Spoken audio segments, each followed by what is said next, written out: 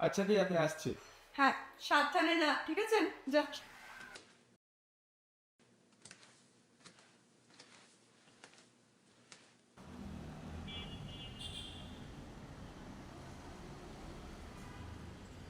কাল ইন্টারভিউ, হাতে একদম টাকা পয়সা নেই। একবার দিদিকে কি বলবো? না থাক।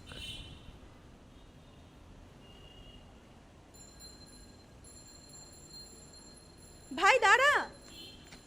হ্যাঁ দিদি বল। এই নে, এই টাকাটা রাখ। এসবের কি দরকার ছিল? খুব দরকার ছিল, কাল তুই ইন্টারভিউ দিতে যাচ্ছিস, ভালোভাবে ইন্টারভিউটা দিবি, বুঝেছিস? আর হ্যাঁ শোন, ইন্টারভিউ পাশ করলে কিন্তু আমাকে ট্রিট দিতে হবে। হ্যাঁ, তোকে দেবো না আর কাকে দেবো, তুই তো সব। ঠিক আছে, যা, সাবধানে যা, ঠিক আচ্ছা, আছে? আসি, হ্যাঁ, টাটা। টাটা।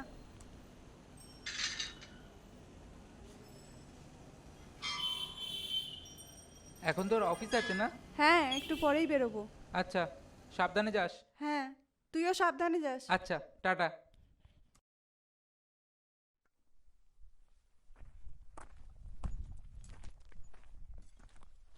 আমার দিদিকে আমার মনের কথা বলতেই হয় না, কিভাবে ও সব বুঝে যায়।